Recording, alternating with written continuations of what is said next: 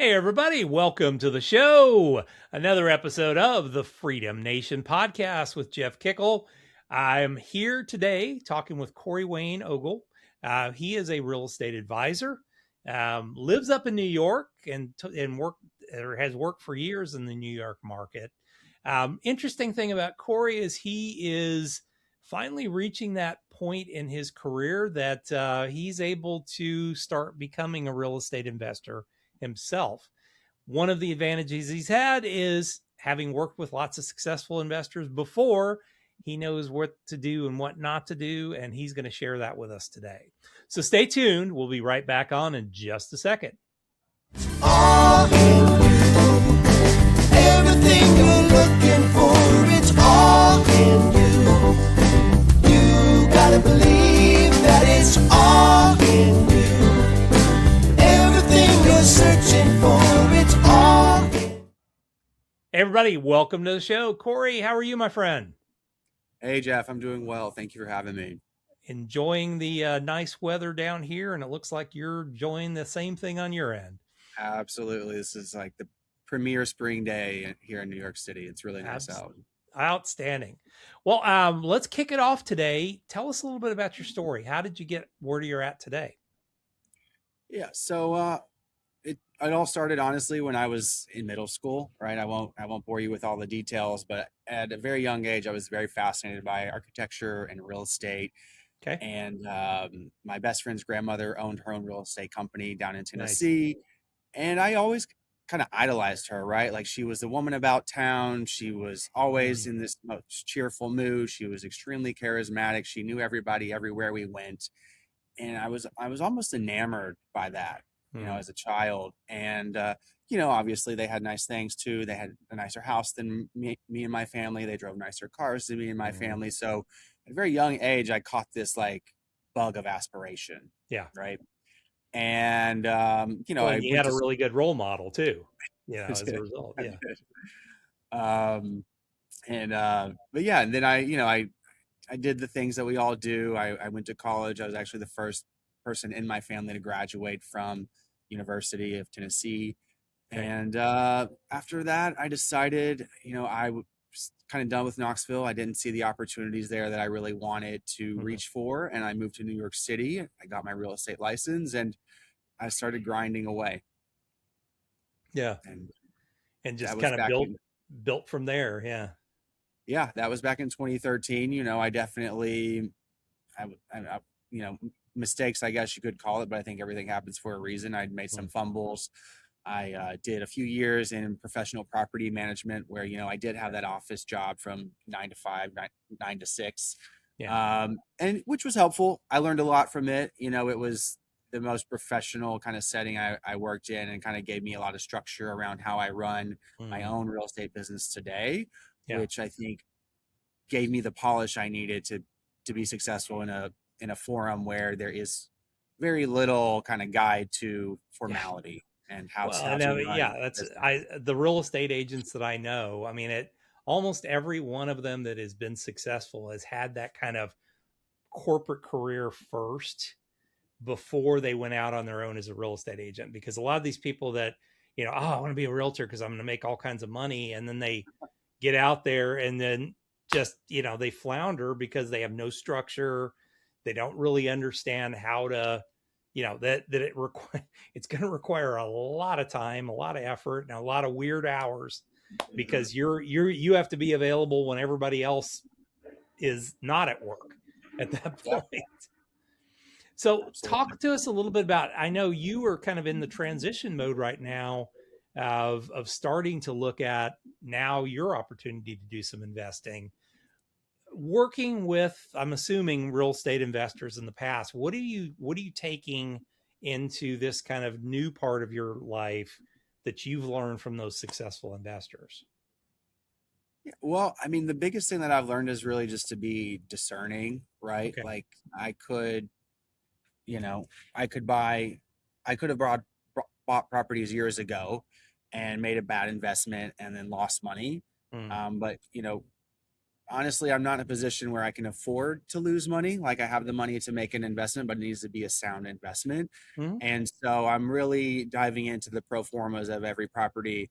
I'm Yeah. really analyzing it on a very conservative basis, and just making sure that I'm not discounting, expenses that are going to come up along the way. Hmm. And while like I said, I think everything works out in the end how it's supposed to work out, but I also don't want to put myself in a position where I'm underwater, Hmm. right? Like I'm in a position in my life where I have no debt, beyond student loans, Beautiful. which they tell me is good debt, so I pay it every month and let it just ride. Um, but yeah, and I don't want to be in that position, Yeah. right? So I'm really discerning about the property that I'm looking at and Mhm. how it's going to give me an ROI. And honestly, I would be happy even if it made, $5 a month, right? I just want to have that asset under my name so Yeah. I can start building wealth for myself and my family. Yeah. So tell me a little bit about how you're going about selecting these properties. I mean, certainly it's beneficial being a realtor Yeah. to be able to catch all this. But if somebody else is sitting out there and they're saying, "Hey, I want to know where to start," how did you kind of Sure. start that process of selecting? Okay, this is what I'm looking for. For me right now, it's more about markets where I can afford to get into, right? It's an Okay. affordability strategy, Yeah. but it's also a knowledge-based strategy. I mean, my first market that I was looking at was Syracuse, New York, Okay. because you can get a multifamily in Syracuse, New York for $200,000 to $300,000, right? A Wow. relatively low entry point for an Mhm. investment property. Is that Sure. going to be the best property? No, but Mhm. it's a good entry point for somebody who really wants to do this. And I've looked at a few properties up there, and have thrown my net out and tried to collect contacts that are in the industry or in that vicinity that have the experience. And I think that's another important part to my decision making. Right, Mm. I was I had done the due diligence. I had hired the attorney. I had signed the contract. I was ready to close on this property in Syracuse. And in the 11th hour, I was connected to somebody who lives in Syracuse and invests in the Syracuse market on a regular basis. And they said, while this does look like a great deal, like from your perspective, I can Mm. promise you that it's going to be more of a headache than Mm. you are believing it's going to be. Certainly. And there were other things along the process that were kind of just giving me yellow flags that I was kind of ignoring. Mm. But that was one that I really took, to heart, and I pulled out last minute, and I said, Okay. that's the due diligence period that I needed to go through to know that that wasn't the deal for me. Mm. And currently I'm looking in Knoxville, Tennessee, my Okay. hometown market, because Yep. it's a You market know that it. I know, right? I know where the good areas are. Yeah. So Exactly. I'm not gonna I'm ahead of the curve in that because I know the market. But I don't Yeah. think that I say that just I don't think people need to invest in the city they live in, No. right? I don't live in Knoxville. I know some things about it, but you can also do tons of research, right? Like we have all these tools now, from AI to just the basic internet, where you can research markets and find a market that you're comfortable with, Mm. that meets your kind of budget that you need, and you can make it work. Yeah. Well, I mean, yeah, I've done a ton of property investing in a little bit of a different style from what you're doing, but yeah, I don't think I've ever bought anything in the town where I live. Everything, I'm in the process of buying 4 properties in Northeast Arkansas, and I've never even been to Northeast Arkansas. Yeah. But I hooked up with a local realtor, and I'm like, hey, I need you to swing by. Can you just take some pictures of these 4 properties for me real quick, and then we'll move forward from there. And I mean, there's always you can get somebody to run by, even if you don't live in the city. Hey, just shoot me some photos of it from the outside, just so I can see what it looks like, and start from there and move forward. So I just think we live in a different world than we did years ago. Um, Totally. I've got And a I think, friend that's built an empire in real estate, and he lives in Israel. He's never been to the U.S. ever. So yeah. But to that point that you just said, Jeff, I think it's important to talk about like the benefits of having a buyer's agent, right? yeah, Like in this Syracuse deal, I'm licensed in New York, so I could represent myself as sure. the my own agent. And I was like, oh, maybe I'll save, a few percentage points or whatever. And I'll just go direct to the seller's agent, which I did. And she was very helpful, Mm. and she sent me the videos. She, kind of told me she was going to help me get tenants right away. But, it's her job to sell the property, Yeah, right? She's not going to tell me the negative things about the neighborhood that of I course didn't not. Yeah, know. because she doesn't represent you. She represents the seller of the property. Exactly. So, I might have saved myself a few $1,000s had I just said, okay, well, let me work with a local agent, right? Like Yep. you're doing in Arkansas, Yep. who knows the neighborhoods, who knows kind of the market a little more and can give me that insider scoop. Hmm. But, I failed on that and I didn't do that. But now I Yeah. know, right? Like Yeah. it's Well, but important to like, have I buyers mean, doing yeah, something outside especially, of yeah. Okay. I saved myself a few $1,000s, but that could end up costing you $20,000 if you don't, yeah, if you right. don't do it. So I think it makes complete sense. I mean, I'm never shy away from, trying to look at the cheap route because boy, it'll come back every time it comes back and bite. It's real estate is the ultimate Murphy's law. If you can't, Yeah. if you expect it to go wrong, it will go wrong even worse. If you don't expect it to go wrong, it'll go wrong. There is Yeah. never a perfect real estate situation ever. So yeah, makes sense. Um, so what, when you are looking at that property, are you specifically looking at like a duplex, or are you looking at like a small little fourplex or apartment, or what type of property are you looking for? So ideally I'd love to have a two family. Okay. That's why I started in Syracuse because Yeah. I can achieve that there. Right now, though, in Knoxville's it's a hot market. It's Okay. I would say probably one of the hottest markets in the country. Everybody's moving from New York down there. That's why. Yeah, New York, California, it's insane, and that's really why I didn't look at it initially because I was like, it's already too hot. Yeah. So what I'm looking at there is more of an apartment, right? That I'll probably do short term rentals out of, Okay. and use it as like an Airbnb and Hmm. try to tap into that market. Yeah.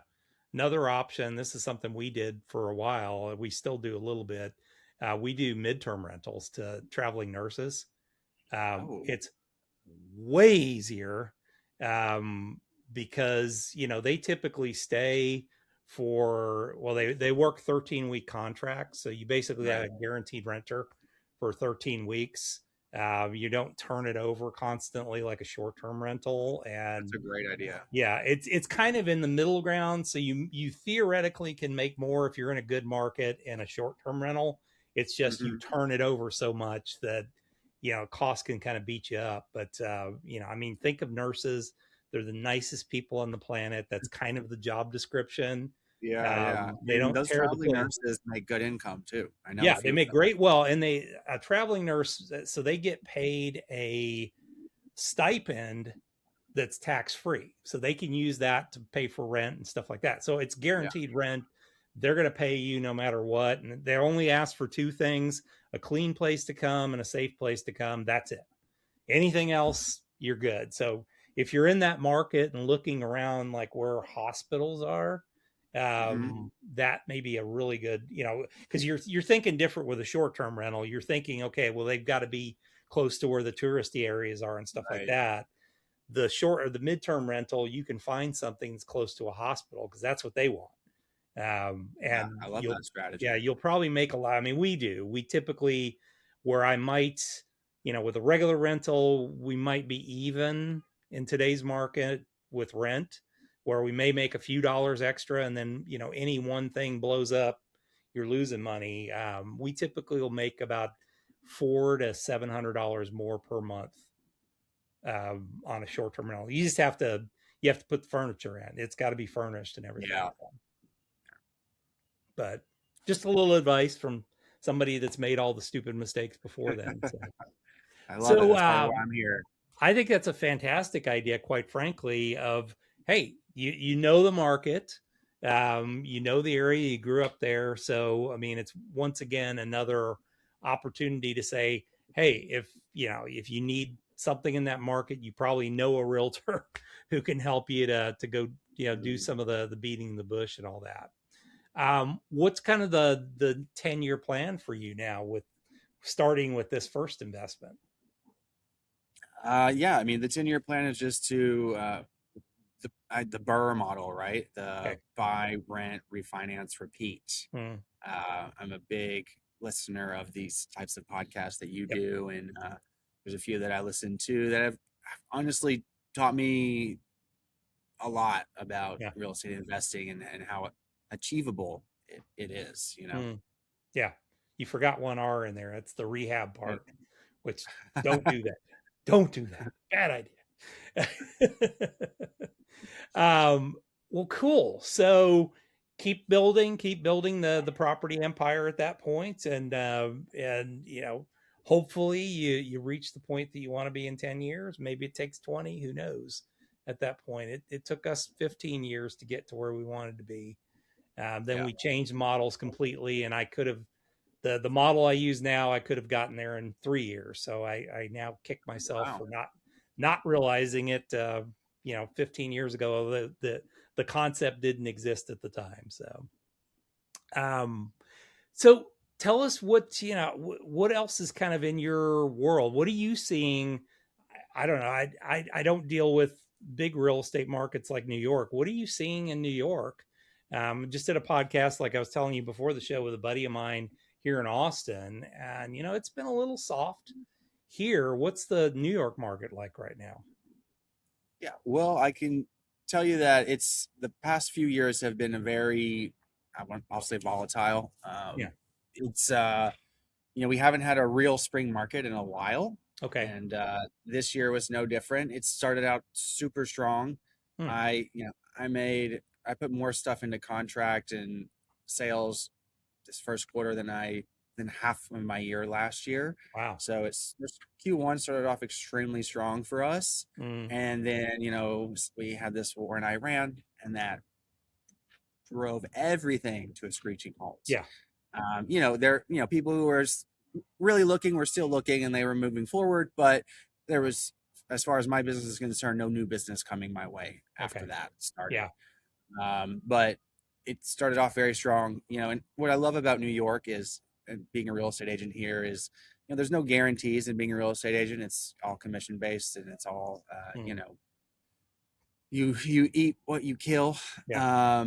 But because New York is so big, and there's always people coming and there's always people leaving, so there's almost Sure. always business, and it's a little bit of a security net for those of us who are active and out there doing this every day. Yeah. Yeah. Well, like I said, I think, we're hearing the same thing down here. I mean, it's just people. I don't think we had the first quarter part of it as much. It's been kind of tight in our markets. We've still got, there's still like 500 people a day moving to the Austin area. So I know houses are getting sold. It's just, I think it's a lot softer. I mean, we saw the peak around 2022 as far as the cost of real estate, the peak, and it's been kind of on a gentle decline since then. I'm assuming somewhat similar in your market. Yeah, I mean, prices they've been pretty steady lately. Okay. What is really doing well right now is the ultra luxury market, like 5 million and up. Yeah. The market, for the lower end stuff, the stuff where people are more affected by the rates, that's the stuff that's really been dragging. And like a first time home buyer here is probably going to spend somewhere between 750 to $2 million on their first home. So depending on where they are at financially, those rates really matter. Yeah. Yeah. The ultra luxury, it's kind of a rounding error in their checkbook to buy some of these properties. So Yeah. You're less worried about that. It's just finding the right place and the right deal for them, and that's it. Exactly.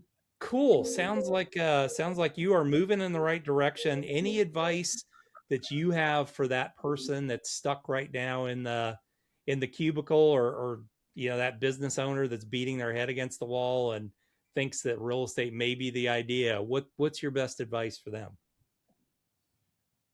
I mean, honestly, my best advice is just do your research and look Yep. into it, right? Like, I think on paper, or maybe not on paper, but on TV and everything, like, real estate looks extremely luxurious, and it looks very easy, and it looks like you can have the most amazing life. And while I do feel like I have the most amazing life and I'm very blessed, I've been doing this for over 13 years, and it's taken me a long time to get to this point. Yeah. So it's work, but it's a different kind of work, right? And I think that's what people kind of glaze over, is that there's still work that you have to do when you invest in real estate and you work in real estate sales. It's just a different rhythm. Yeah. Right. I may not be sitting in an office from 9 to 5. I might be sitting in my backyard right now having this amazing podcast talk with you, but this is still work, right? And this is part of it. And I'm lucky enough to have a team now that I work with. I have an admin, and I've got 2 junior agents under me that I coach and mentor. But prior to that, like, and still sometimes, like, I'm on vacation and I'm like calling clients because they need me on the phone. I was just in Peru, and I was like coming back from Machu Picchu, like texting clients about stuff that we need to do when I get back from Peru. Like, Absolutely. There's never a real time off, right? Yeah. It's like being on call 24 hours a day almost. Yeah, and that's not until you get a real big team, but you're almost always, you're still going to be active as an agent. You're the main point person if you're running a team. So somebody's going to need you at some point.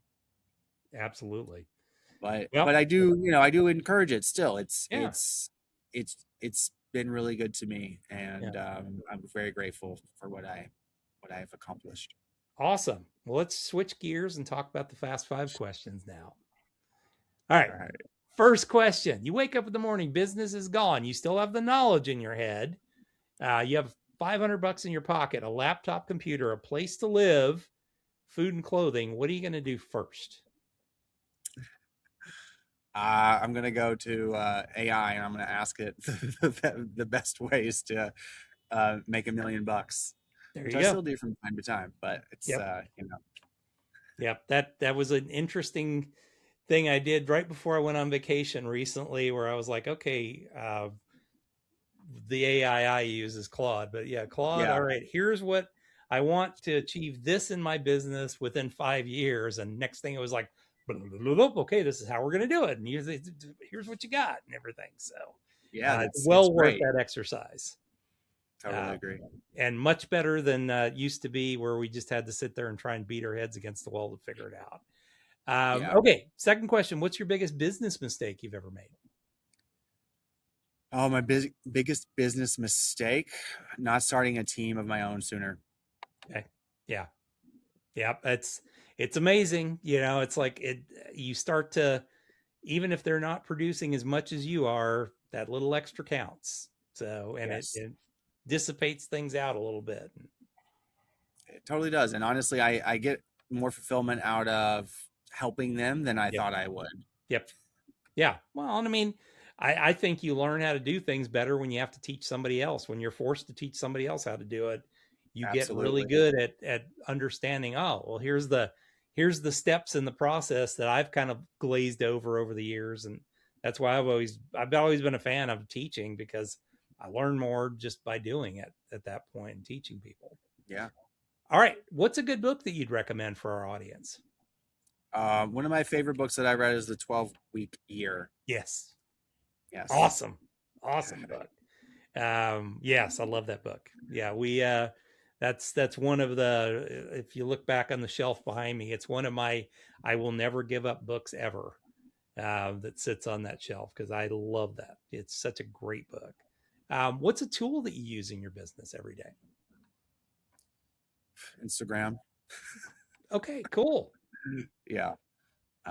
It's how do you leverage it? It's annoying, but it's a necessary evil, I feel, as far as marketing goes. It's I would love to not to have to use it, but it's truly, I get clients from Instagram. That's how people recognize me. That's how people are reminded of me, and it's all part of the marketing, and it's a free place to market myself. Yeah, absolutely. How do you, I'll have to check out yours, because I work with some other realtors and would love to share, but how do you primarily use it? Are you showing properties on there? Are you giving advice? I do a variety, right? So I'll do lifestyle stuff. Like I mentioned, I just moved into this place, and nice. This backyard has been a multiple projects that I've had to do just to get it ready. Yeah. And so, I'm posting lifestyle stuff like that, about the yard, about living in Manhattan. I do obviously property tours. Everybody loves those. I do some advice videos as well, right? Like why to work with a buyer's agent, how to price your property, things of that nature. So I really try to mix it all in, because it's what at least AI, and what other realtors have told me work. Yeah, absolutely. I love it. Fantastic. Yeah. Final question. What is your definition of freedom? This is a beautiful question. So my definition of freedom is just being able to wake up in the morning and not feel like I am in a panic. Like I wake up and I know that everything is going to be okay, because I've put a system in place that has taught me or shown me over the years that as long as I execute X, Y, and Z and do what I need to do, I'm going to be fine. Right. Like I may not sell a $5 million home today, but like I've sold enough homes to know that as long as I follow the process that I've created, it's all going to work out. You'll get the one. Yeah. And, to me, that is freedom. And, obviously there's all these other like cash and prizes where, I'm sitting on my patio right now talking to you and it's a gorgeous day. And those things come from building out that process and that system, right? Like I wouldn't be able to do this without that. So I think people often get, bogged down, or maybe like they don't want to systematize and they don't want to have a process. But to me, those processes allow me to have freedom. Yeah, well, because you can control your day. I mean, that's right. Instead of your day controlling you, you can control your day and say, okay, well, I'm going to set aside X amount of hours to do. I mean, it's same thing for me. I own multiple businesses. Yes, could I be doing something other work-wise? But I do this every Tuesday. I block off my afternoon to do podcasts because I enjoy this, and I get to share your story with the world, which is the whole purpose of this channel. Is really not. It wasn't to make money on it. It's to really share people's stories and allow me to, jealously, I get to meet new people and introduce myself to people that I would have never known as a result. Very cool. That's the cool part about being a podcaster from that perspective, is you get to meet all kinds of great people, and I get to control that because I've spent the years building out other businesses and other income streams that, I don't have to make any money from this. Yeah, it's beautiful. Awesome. Well, Corey, if somebody's interested in getting a hold of you, getting in touch with you, maybe is looking to buy real estate in the New York area, what's the best way to get a hold of you? The best way to get a hold of me is probably my cell phone number or Instagram, right? Okay. I also have a website. My website is highline2hamptons.com, highline, the number 2, hamptons.com. You can find my number there, my email, my socials. It's all available at the website. We'll just have them go right there. We'll put that down in the show notes page so they can find it. And you now have a real estate friend up in the New York area that can help you if you're looking to move into the area. Perfect opportunity to meet with somebody that knows what he's doing in the market and has been doing it for 13 years up there. So, Corey, thank you for being on the show today. I really appreciate you sharing your story with us.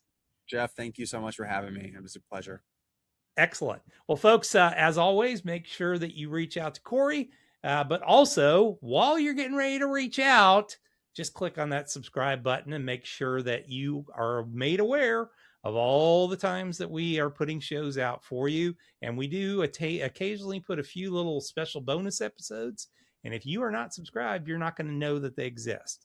So thanks a lot. We'll see you guys back here the very next time.